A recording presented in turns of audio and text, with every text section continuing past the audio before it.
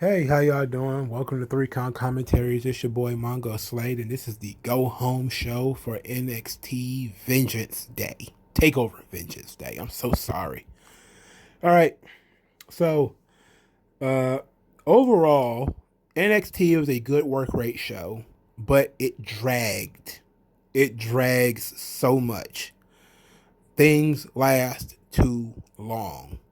Okay. Um, I don't know if that's by design. I don't know if it's in by comparison to other shows, especially to SmackDown, but it felt like NXT was on for 4 hours. It felt long.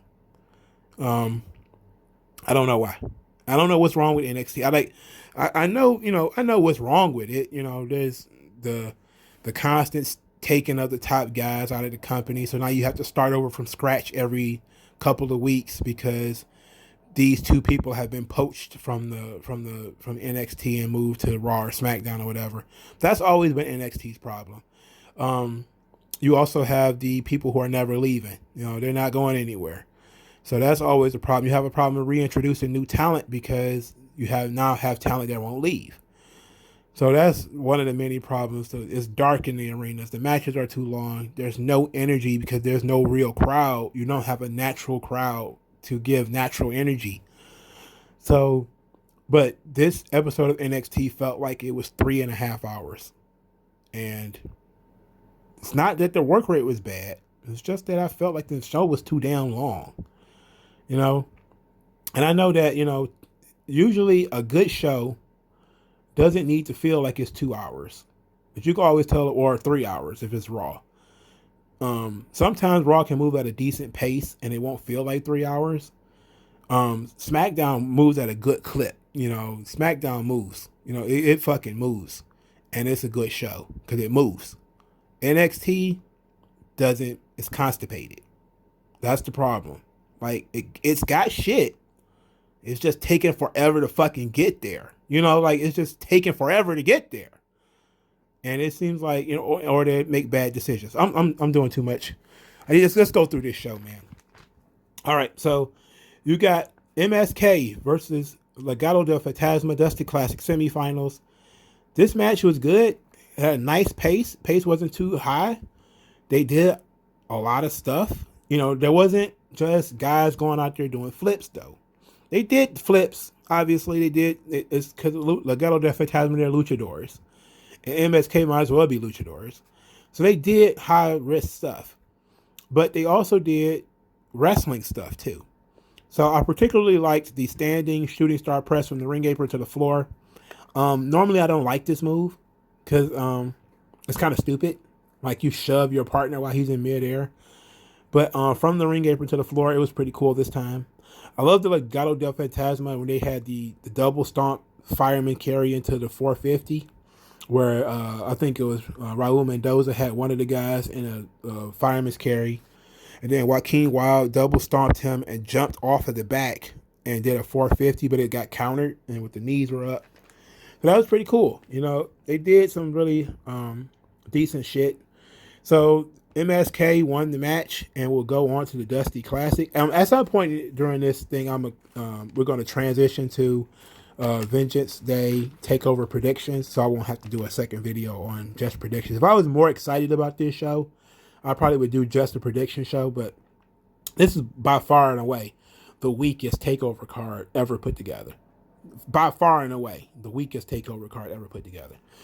So we get a vignette from Mercedes Martinez, and she said that it's taken her 20 years to get to this point, and that the NXT title is her destiny. This is the real Mercedes Martinez. And she called Tony a little girl and said she's in the way, and that EO doesn't have enough. If the moonsault that she did was all she had, it's not nearly enough. And I was like, okay, not bad. Mercedes, this is very short. It's a pre-tape promo. Mercedes Martinez is not particularly a good promo. She's not going to stand in the middle of the ring and give you a Seth Rollins promo. So this was effective. So we get Xia Li versus Cora Jade. Cora Jade is apparently 19, and she was in the Women's Dusty Cup along with Darby Allin's wife, Tampon Girl, whose name I can't remember right now. I can't remember her NXT name. I think it's Gigi Dolan. Is that her name in NXT? Yeah, Gigi Dolan. All right, so Xia Li did a sword presentation before the match, where she did like some sword stuff. While she's in the ring, Casey Catanzaro and Kaden Carter came to the ring, screaming at her, "This isn't you. This is how you are." And they were distracting Xia Li, who still dispatched Cora Jade pretty fast. She still won decisively. And then she beat up Cora Jade after the match. Boa was outside the ring trying to get these women to get the hell on, telling Casey and Kaden to beat it. And so Kaden Carter decides that she's going to go and mess with the woman in the chair. And she goes like, "Who are you? You need to talk to me. Who the hell are you?" That is not how she acts. And Xia Li ran up the ramp to grab her and threw her off the stage. I did apologize in Chinese to the woman that was sitting upon the throne.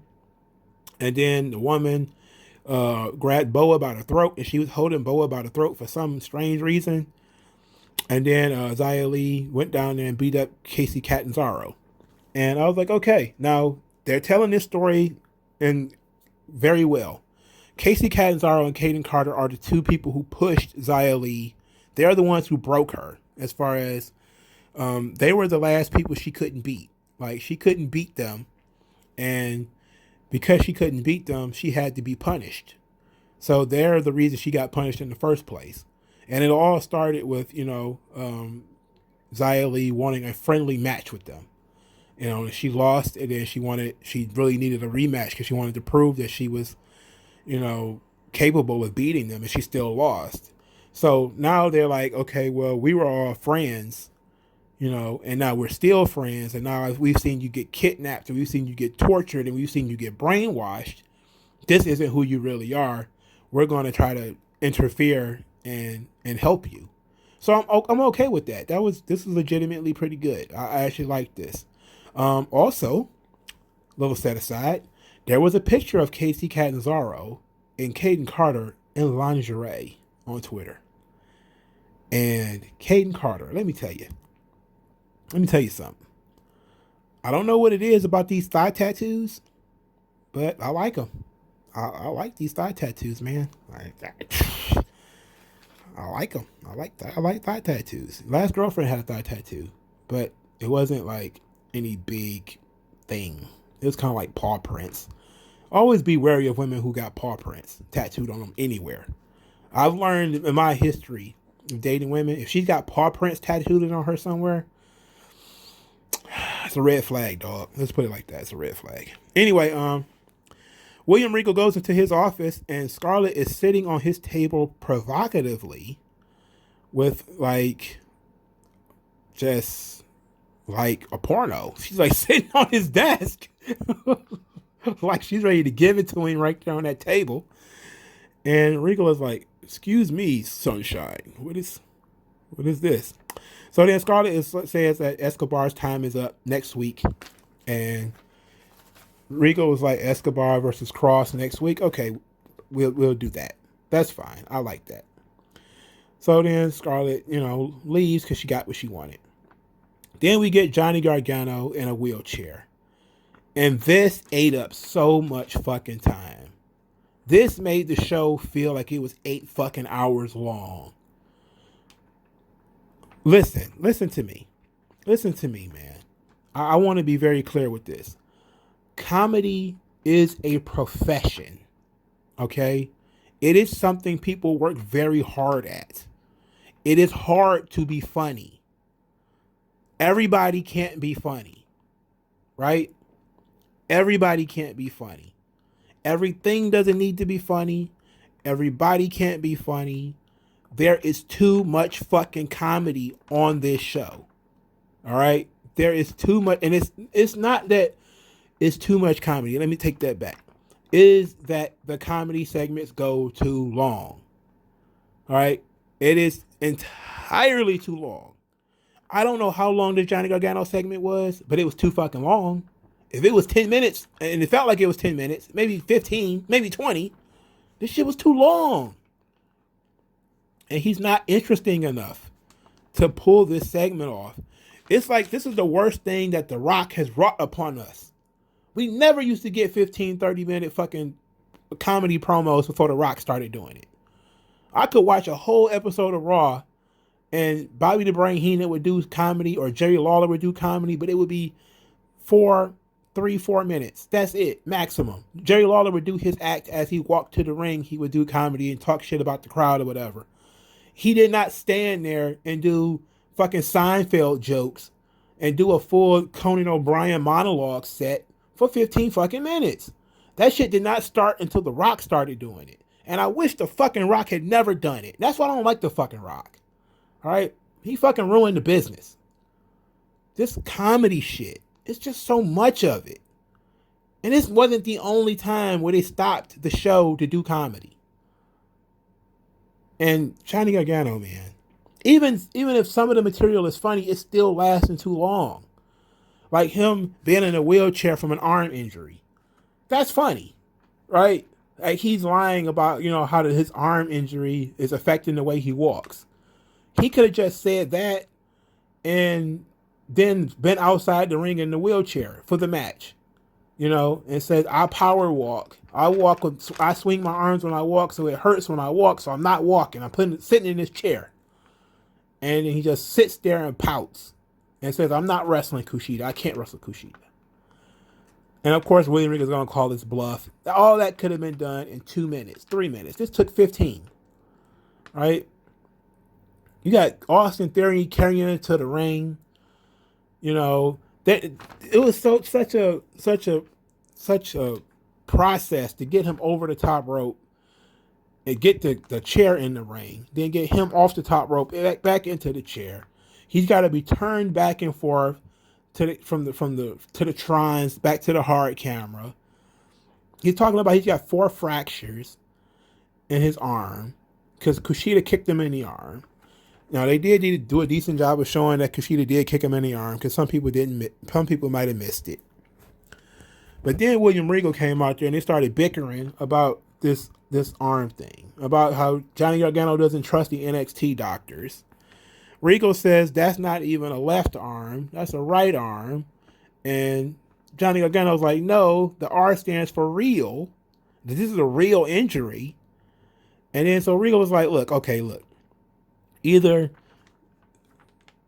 Austin Theory is going to wrestle for you or you're going to forfeit the title. He's like, oh, no. Just give me a couple of weeks. So yada, yada, yada. And then Kushida joins them while they're talking.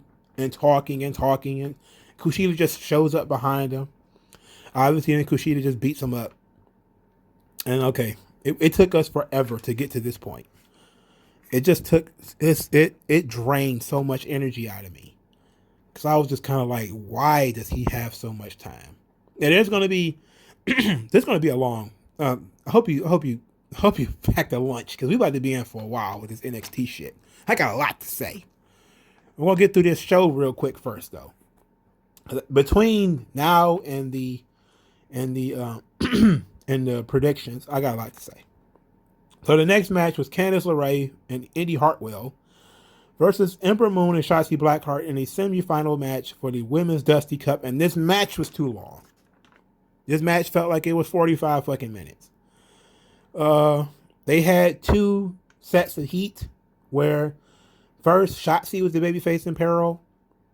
That seemed to last maybe 5 or 6 minutes. And then they switched it and Ember was the face in peril, which seems to last 5 or 6 minutes. And then you had Candice LeRae, who was doing top rope moves. She's doing a tope through the ropes. She's doing a moonsault while Ember Moon is caught up in the ropes. Like, why is she doing flips and topes? She's the heel. Why is she doing babyface shit? Like, Shotzi and Ember Moon are also doing flips and topes. And now you got Candice LeRae also doing them. She's the heel, though. Like, you're supposed to be getting heat, not trying to be impressive. And I don't mean that, no pun intended, because Indy Hartwell used to call herself impressive, Indy Hartwell. Then the finish didn't make any sense. That really would make me mad. Indy Hartwell's the legal person. She is, Candice LeRae gets an eclipse and top rope stunner. She plops back in. She sells it. Boom. She gets in position. For some odd reason, Shotzi Blackheart is going to jump off the top rope onto Candice LeRae, who is not the legal person. So Indy Hartwell wants to protect Candice LeRae. So she covers Candice LeRae. And when Shotzi Blackheart does the senton, she crushes both of them. And then she just pins Indy Hartwell, who is a legal person. And I just sat there and I just was like, fuck you. This is stupid. Who put this finish together? This finish was a fucking abysmal. This finish was abysmal. It doesn't make any sense. For starters, Candice in the ring for 15 fucking minutes. This ain't like. Why couldn't the referee just roll her out of the ring? Get the fuck out of the way. The finish would have made more sense if the Eclipse would have been done on Indy Hartwell. And then Candice LeRae was trying to protect Indy Hartwell and she covered her. And then we just double crushed Indy Hartwell. Right? That would have made more sense. What they did made no sense. Why would you jump off the top rope onto somebody who's not the legal person? Why would you do that? That's dumb. Right? We also probably, maybe, I don't know. I like Shotzi. Ember Moon is super corny. Not a fan. I'm officially like, she's thick as hell. She's thick as mud, but it's not enough. It's not enough anymore, man. She's just very, very corny. She's not interesting. I need Ember Moon maybe to turn heel or something. She's just not interesting, man. Shotzi is actually interesting. Shotzi is fun. She's loud. She's reckless. She's dangerous. She's dumb. Shotzi is plain dumb fun. Ember Moon is not fun. Indy Hartwell barely exists. And Candice LeRae is terrible. She's terrible. So they will face Dakota Kai and Raquel Gonzalez in the finals. And William Regal said that the winners will get a women's tag team title match. So they added the tag team title match for the women as well, which is great. That's awesome. That's exactly what we need. Hopefully it's at WrestleMania or something to make it really mean something. Instead of it's going to be a throwaway match on NXT. Because they've done women's tag team title matches on NXT before, but they've always been throwaway matches. So Thatcher and Ciampa talk about Undisputed Era, talk about the fight. It was a fight just like they like it.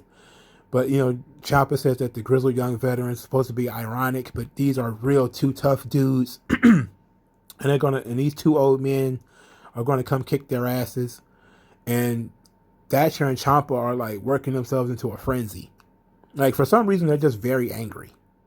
Ciampa is very angry.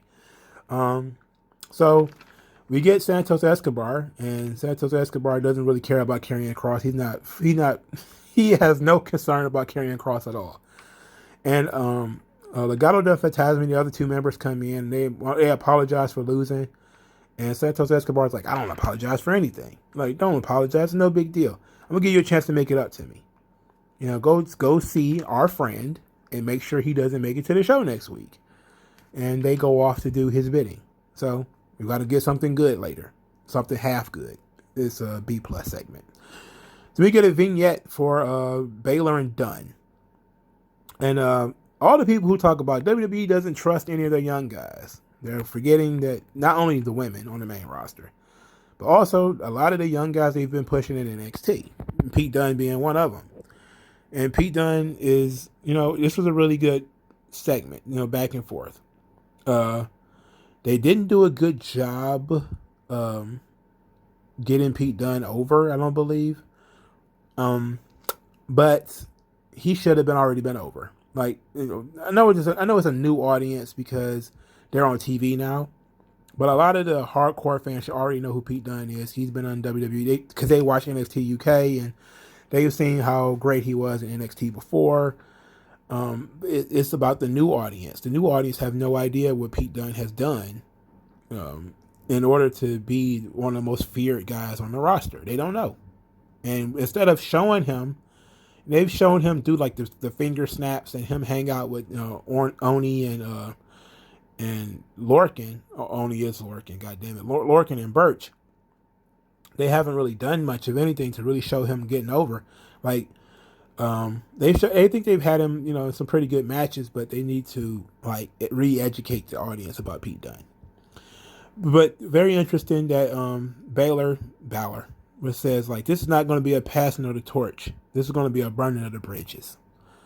And I like this because they're talking about this being a passing of the torch. They're talking about this being Europe's match. This is a match for Europe. The Europeans are really wanted this match. That Pete Dunne is new European wrestling, and Finn Balor's old European wrestling. Of course, that alienates a lot of the fucking Americans who are like, okay, as somebody who's not European, why should I give a fuck? Right? Like you're on American TV, But at the same time, it's okay to every once in a while go to venture outside of what you know and what you're doing and to bring different things in. So then we get Kushida versus Austin Theory, a match that was too long for a DQ finish. Instead of just having Kushida win this match, which Austin Theory's lost to every fucking body, okay? Why Kushida just couldn't beat them in 6 or 7 minutes, I have no idea. But this match felt like it went on forever. And then while Austin Theory was in an armbar outside the ring, Johnny Gargano jumped up and it was a miracle. His arms is fine, his legs are fine. He starts beating up on Kushida.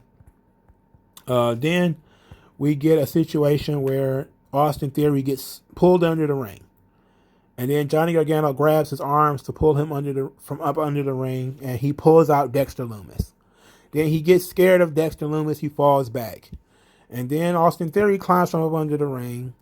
He gets back in the ring, Kushida puts him in the hoverboard lock. And then Johnny Gargano fights Dexter Lumis, and then they switch, and Dexter Lumis puts Austin Theory into silence, and Johnny Gargano gets put into the hoverboard lock. There was no need for this at all. There was no need for this at all. There was no need for this any of this. All right, we didn't need any of this. We could have just had Austin Theory lose 7 minutes.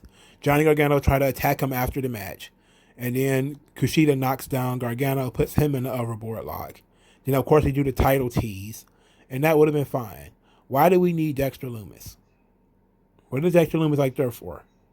I get it that, in a situation where a babyface is getting jumped, sure, but we've already seen enough Johnny Gargano for the evening. We've seen enough for the evening.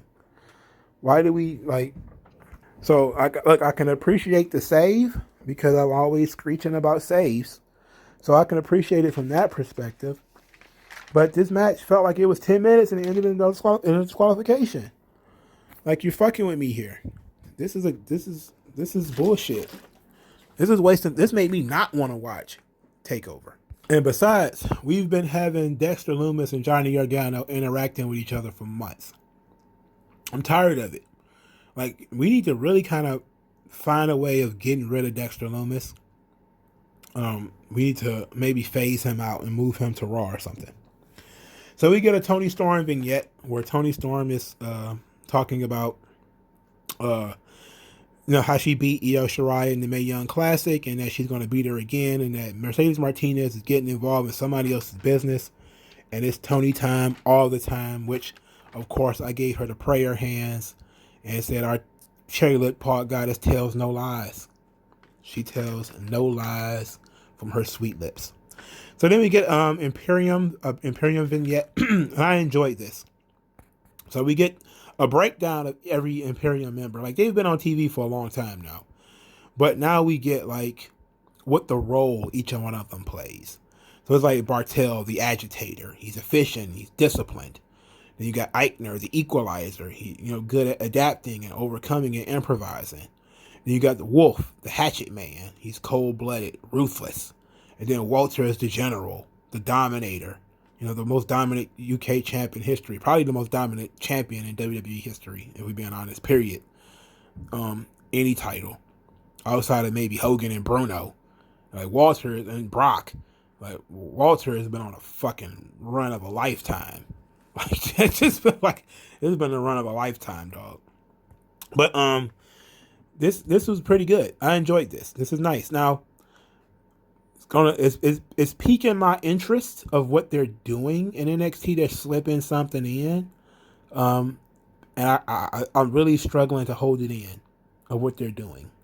But I think I'm gonna wait until I get done with the NXT proper to talk about it. So then we see Legado del Fantasma. They've been beaten up. They're one of them is buried under a ladder. The other one's just like dead in a corner somewhere. So we didn't get, it's a visual medium. We didn't get to see them get beaten up. But we did get Cross says like, if you want something done, you got to do it yourself. He says, I did. Santos Escobar. Next week, he said he's gonna get them and all that type of stuff, right? Like, okay, it's a visual medium. I would have wanted to see them get beaten up, but Killer Cross beating up Legado Fantasma. We've already seen it. He beat him up last week, but I want to see him beat them up again this week. Also, is he a heel or not? That's sort of my question. Is he a heel or not? Like if he's feuding with Santos Escobar, and Escobar is one of the biggest smug jackasses on the entire roster, then it's coming across like Karrion Kross is a good guy. And it's way too early for him to be a babyface. I don't know. So we get Io Shirai doing her promo in Japanese. She says that she's not afraid of the three-way match. She doesn't care. And she says that, it's been 3 years since the Mae Young Classic, when she lost to Toni Storm. She's completely different. She's a champion now. And this was great. When she says Mercedes Martinez's 20-year journey for the NXT title will never end. You're going to be searching for this title forever. I love that. Like, you're not going to beat me. So it's never going to end. You're just going to keep searching. Your journey's going to continue. Like, that's fucked up. I like that, though. They've been doing very effective things with Io Shirai. They also have not been overexposing her. She doesn't wrestle every week. She doesn't even wrestle every month. Sometimes you might go maybe 2 months without seeing Io Shirai. So they've been doing a good job making her feel special. So it's a good thing. So we get car alarms. And this is where I wanted to die. And then I was brought back to life and I wanted to die again. Okay. So the car alarm, we see a Lamborghini pull up in the NXT parking lot. And I'm thinking, okay, Pat McAfee is back. And it's fucking Cameron Grimes. And he's giving away $100 bills. And I'm like, what in the hell is going on? What in the flying flickety fuck is going on? This is like Beverly Hillbillies. Like he's giving away, he's got like this gigantic roll of money. And Wade Barrett called him a bumpkin billionaire. He's rewarding people for standing up. And of course he's in full gimmick, talking about Gavin Grant, and he called Timothy Thatcher the ACL snatcher.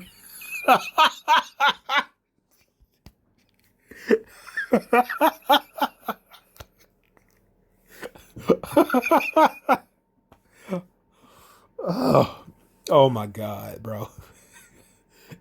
That was legitimately funny. And then he talked about he didn't want to work out, so he started playing video games. So I'm like, where is he going with this shit? And he was just going on and on. Then he started talking about, I found this fine establishment called GameStop. And I was like, oh God, I want to die. Pop culture references. God, way to date this shit. Thank you for dating this shit. Pop culture references doesn't do anything except date your product. Anyway, he starts talking about how he invested in GameStop. Now he got all this money, and then he invested in Dogecoin.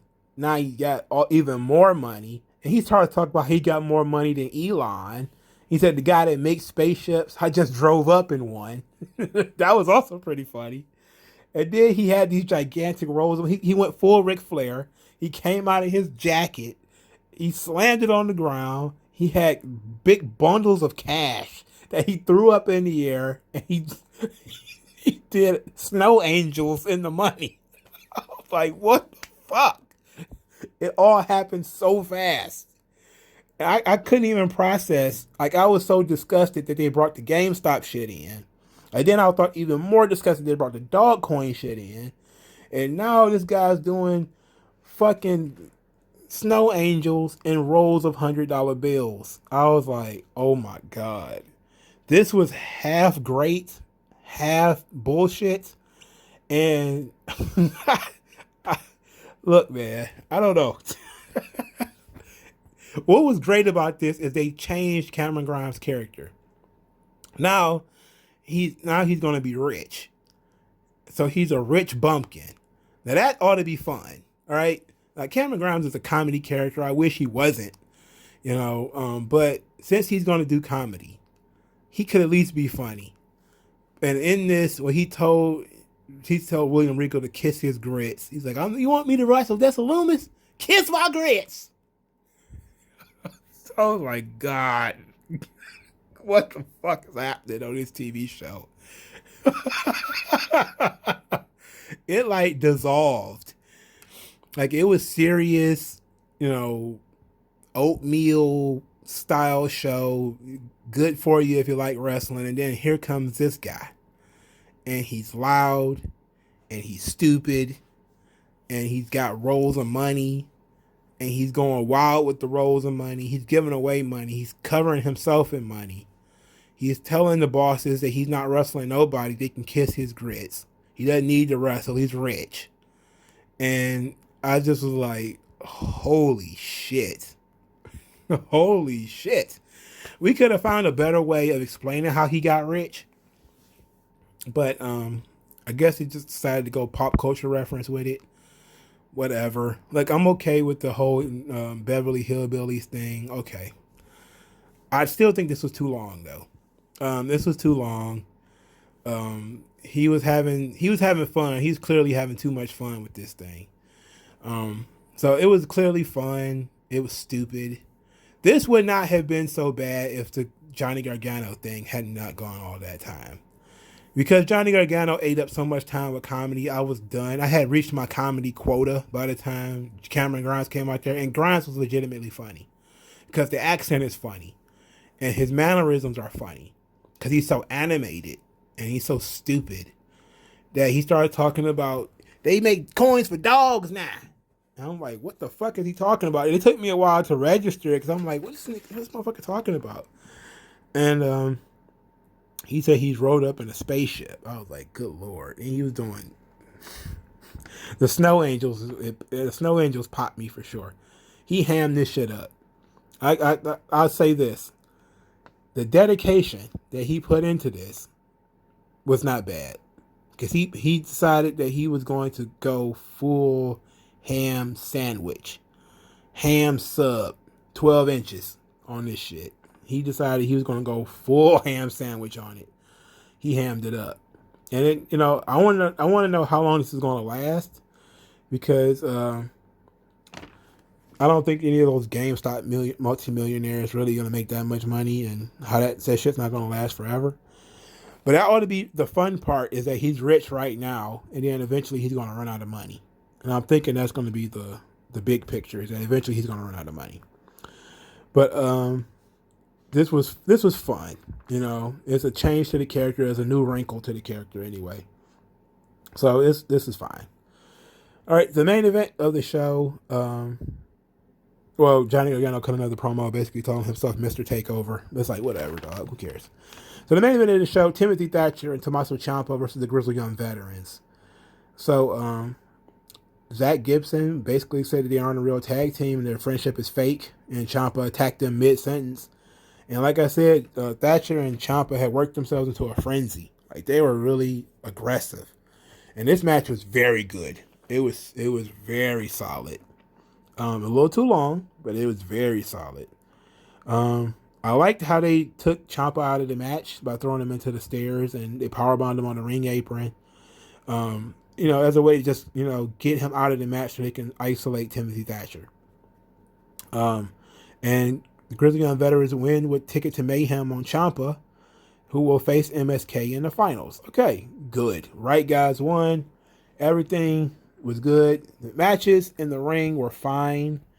It was literally the pacing that I think was dog shit. And but I have a conspiracy theory about what they're doing in NXT. I want to talk about that right here. All right, so everybody knows that NXT has been struggling. NXT has been having a really tough time, mainly because their stars keep getting taken away.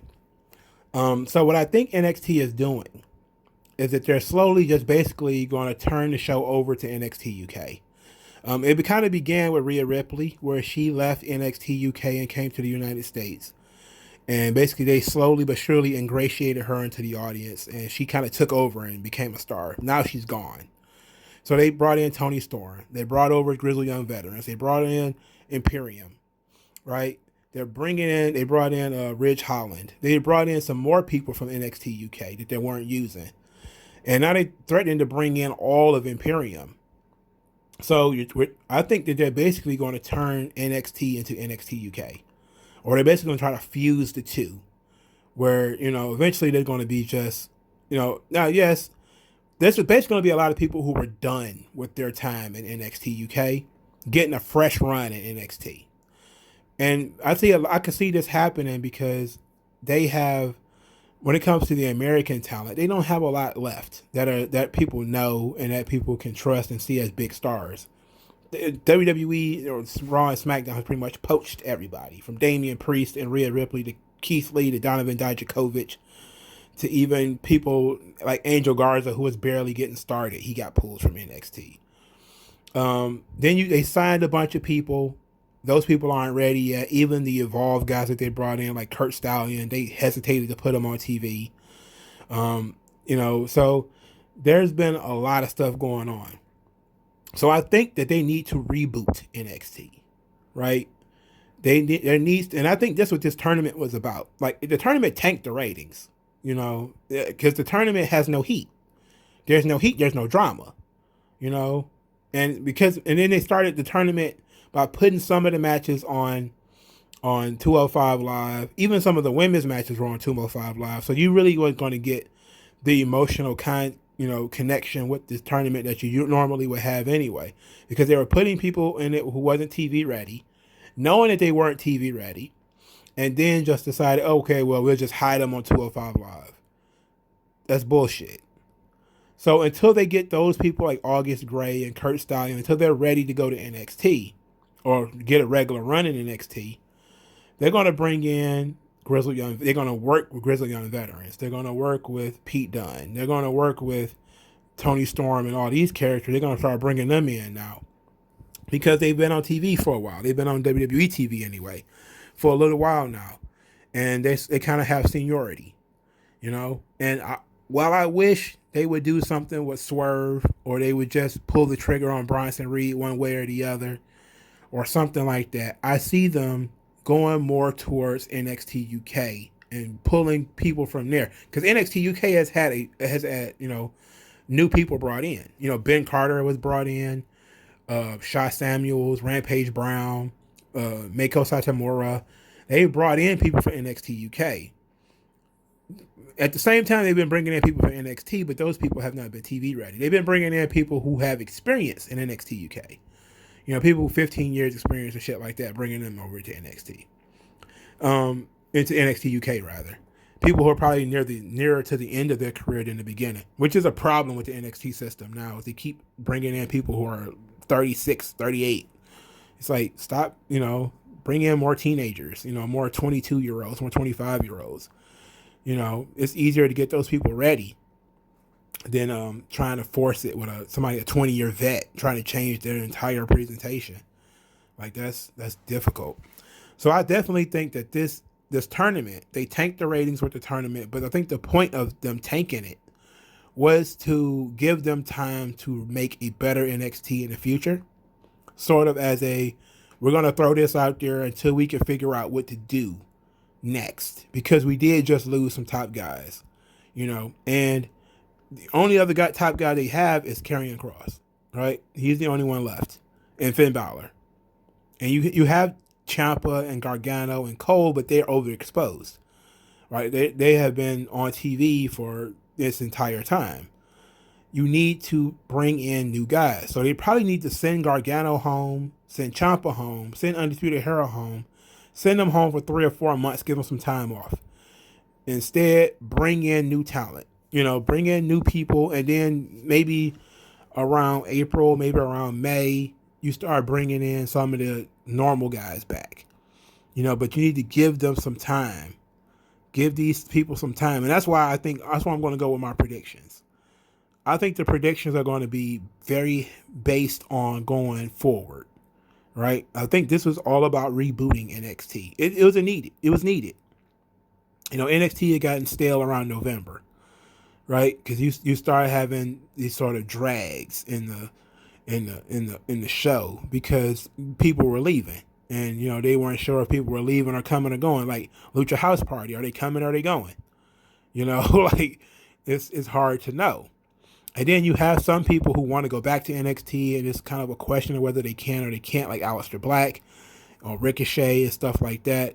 Angel Garza, Humberto Carrillo, these kinds of people. Can they go back? Can they not go back?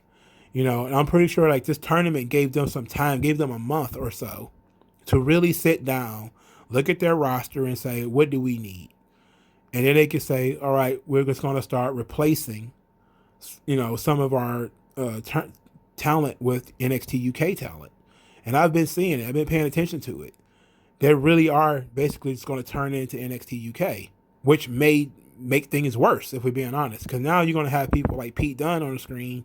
People don't know who that guy is, and he's not very entertaining. He's not a comedian. He's not going to stand there and do comedy, right? And you don't need that in that role. I'm just saying, that people might not see him as being a big deal, despite the fact that Dave Meltzer has said, "Oh, they've got Pete Dunne. Look at Pete Dunne."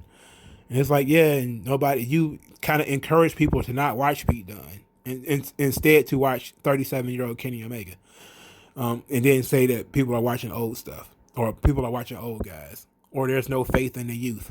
And I've noticed that since those marching orders came out, that stuff has just popped up everywhere. They don't have no faith in the youth. It's like, for starters, again, it completely ignores the women's division, which is younger than the men's division, considerably. And that's where they've been putting a lot of the focus the last few years, is on building the women's division. But it's also completely ignoring NXT, where they have been trying to push younger guys. It's just that they haven't been consistent with it. They tried to push Leon Ruff. They haven't been consistent because he disappeared. They're not consistently pushing anybody, really. And anybody they do push, they get pulled. Now they did need to rush some of the older guys, Damian Priest and the Keith Lees. Those people needed to go because they are, mid to late 30s. But I wouldn't, those talking points really just make me shrug, because it is completely ignorant of the women's division. But and the tag team division, where they brought in MSK. But I see them bringing in the NXT UK talent and basically re-ingratiating them into NXT to plug the holes of the lost talent. So here's hoping that they bring in Walter. And that's really what I want. That's what I think that's my main conspiracy theory, is that we're all building up to Walter returning. And if we can get Walter and Karrion Kross at some point, specifically around the summertime, it'll be gravy. I think that would be fantastic. I think Kross needs to stay in NXT for a little while. I know he's a little bit older too, but he needs to complete his run. Santos Escobar, he also needs to complete his run, and I would prefer both of them got out of there as fast as possible. But there needs to be some star power on these shows. There needs to be some diversity of these shows. So they bring in the Europeans. It's going to alienate some of the American audience, so I don't expect the ratings to do much better. They need to turn on the fucking lights. There needs to be some drama on this show. There needs to be less comedy, less filler. Shave down some of these matches. The pace needs to be a little bit faster. They need to mimic what they're doing with SmackDown. It needs to be a story that weaves through the episode, which is one of the best ideas that Vince Russo has, is that he said, like, where is the storyline that goes through the show? Like, every episode should have its own storyline. That's a genius thing. That is absolutely true. That's how regular TV shows work.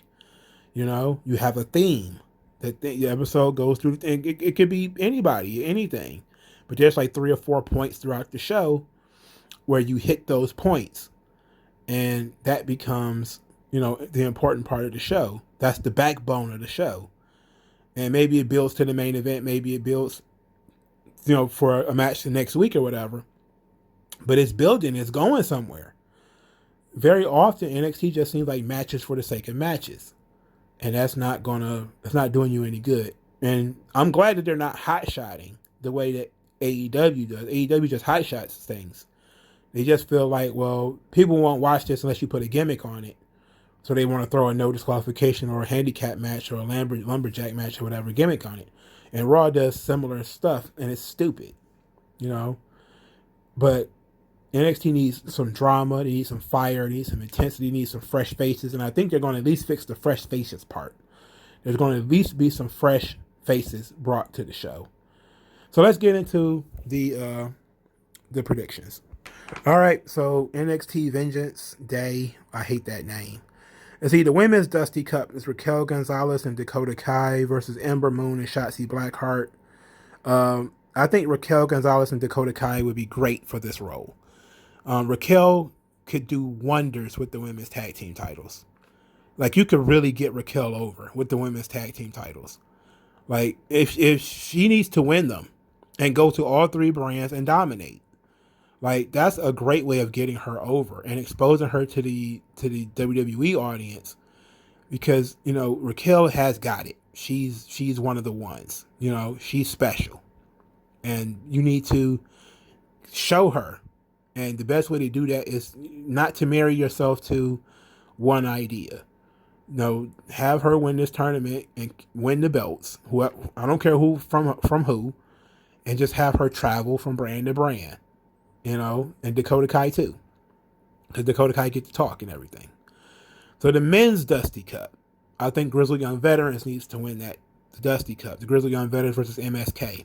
MSK is new, which is fine, but I think Grizzled Young Veterans, they're probably better in the role of being the champions, and letting MSK chase them is probably better in the long term. So I'm going to go with Grizzled Young Veterans and have Grizzled Young Veterans actually win the titles. Look, Lorcan and Birch is great and all, and maybe that's going to be the impetus to put the titles, to put MSK over, is that Lorcan and Birch are heels. They're probably going to do MSK as baby faces versus Lorcan and Birch, but I would prefer it if they just went with Grizzled Young Veterans, a real tag team who can really get over. The North American Championship, it needs to go to Kushida. It absolutely needs to go to Kushida. There's no reason why Johnny Gargano should have it. He doesn't need it. Kushida has been on the sidelines forever, waiting for a spot. He needs, to be out there, be exposed, given this opportunity. If Johnny Gargano wins, what the fuck do you do with Kushida? Like, what do you do? Like, he's been on NXT for over a year already, and you haven't done fuck all with him. It's about as bad as what they done with Swerve. Like, you got these guys who are incredibly talented, but you just, treat them like gum under the fucking shoe. And then you wonder why nobody watches this shit, You're not giving anybody a reason to. You have to make these people interesting. You're making them uninteresting. Any energy that they have, you're taking it away. And Kushida needs this. Because Kushida is a work rate guy. There's opportunities there with Jake Atlas and Swerve and Bronson Reed and other people that he can work with and be able to get over and be sort of the men's version of Io Shirai, where he cuts promos in Japanese and everything. Speaking of Io Shirai, I think the NXT Women's title match, which is Toni Storm versus Mercedes Martinez versus Io Shirai, I think it ends with Toni Storm as the champion. And Toni Storm, I think she's been groomed for this position. I think this is why she was brought to NXT. And she maybe if the pandemic hadn't happened, she probably would have won the title by now already anyway.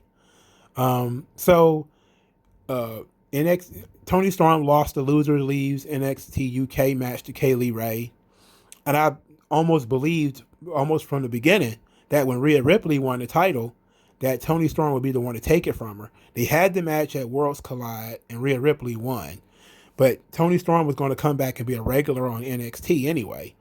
So I could see Tony Storm winning the title from Rhea Ripley.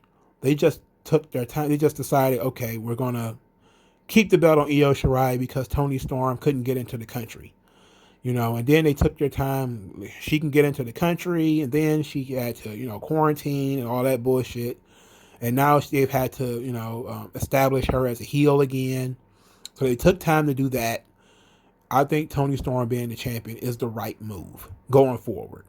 Now, what about Mercedes Martinez? I don't know. Io Shirai doesn't need the belt anymore. I don't know what you do with her either. Do you move Io Shirai to Raw or SmackDown? Probably not. Maybe you do Tony Storm versus Mercedes Martinez in a series of matches or in a one-on-one match or something like that. But the Io Shirai, you have the same problem you got with Johnny Gargano and Tommaso Ciampa and all those guys, Adam Cole. She's been champion forever. So what do you do after this long run? You have to give people a break, and you can still do Mercedes Martinez and Io Shirai in a feud, just not without the title, and I guess you could do that, but I definitely think our Cherry Lip Park Goddess is going to win the title. For the NXT Championship, I definitely think Pete Dunne is going to win. I think that they've been setting this up, for a little while now. It would, now I know a lot of people may say it wouldn't make any sense for Pete Dunne to win because Karrion Kross versus Finn Balor is a big match, and it is. And I wouldn't be surprised if Finn Balor won. But if they're not going to go back to Kross anytime soon, maybe due to, some other type of chicanery that's going to keep him from getting a title match almost immediately, then we're going to be dealing with Balor and Kross in the future anyway. But I'm okay with Dunne winning the title. It would suck for Dunne to not win it, but it would make sense for him to not win it. But it's all about what they want to do with Kross. Kross is the guy in the future. He's the guy to carry the brand, but you can't overexpose him. So what are you going to do? You can't overexpose Kross, and Balor has carried this ball enough. So what do? Do you give it to Dunne now, and then you do Dunne Kross, which is excellent. Dunne Kross is excellent. I think Dunne Balor is bigger, but you do Dunne Kross on TV, that's fine. You could also do Kross and Adam Cole and Kross and Bronson Reed. I think he beat Bronson Reed already, but he hasn't beaten the colossal Bronson Reed since they re-nicknamed him. But I think the title does need to go back to Kross eventually, but maybe they're going to wait until WrestleMania to do that. And I don't see NXT doing a title switch and 2 months later giving the title to somebody else. So I think if Pete Dunne wins it, he just holds it for a while. But I definitely going to go with Pete Dunne winning the title. And maybe this is where we see Pat McAfee return, and he's going to cost Finn Balor the title. And maybe you do Pat McAfee and Finn Balor. That ought to be fun. A lot of people have been upset that Pat McAfee was taken off TV. And I like that idea. I like that they're not trying to overexpose him. He was on TV a lot back then. He was talking a lot. But I think he needs, shorter spurts. I think if you surprise people by bringing him back, not just having him be a regular, let people forget about him a little bit and then reintroduce him. And I think that if he was to come back and to interrupt this match to help Pete Dunne win, it'll be great for Dunne. It'll be great for Pat. It'll be great for Balor. Because Balor once seemed like sometimes you can be hurt by winning. You know, sometimes you can win a match and it's the worst thing to happen to you because it makes people like, okay, well, I don't need to see this anymore. This guy's just going to beat everybody. And I'm not saying that they're at that point with Balor yet, but what I'm saying is that, you know, there needs to be a considerate threat that he's going to consider it a realistic threat that he's going to lose. And I think Dunn probably isn't the guy, but I think that you probably need, you know, he's, you know, Cross is the guy, you know, but I think that you still need to give Dunn an opportunity. So I'm going to go with Dunn, even though I'm pretty like 70% sure I'm going to be wrong on that. But let me know what you guys think. To go through my predictions again, I think Pete Dunne's going to win the title. I think Kushida's going to win the title. I think Raquel Gonzalez and Dakota Kai are going to win the women's Dusty Cup. I think Grizzled Young Veterans are going to win the men's Dusty Cup. And I think Tony Storm is going to win the women's championship. But if you disagree, let me know what you think in the comment section below. Like this video, share this video, subscribe to this channel. Thank you guys for your time and energy. I'll talk to you guys later. And if you want to send money to the channel, then do so via Cash App in the description. And all donations will be appreciated. Or if you just want to spread the word 3Con Commentaries, use so using the hashtag. Thank you guys for your time. I will talk to you guys later.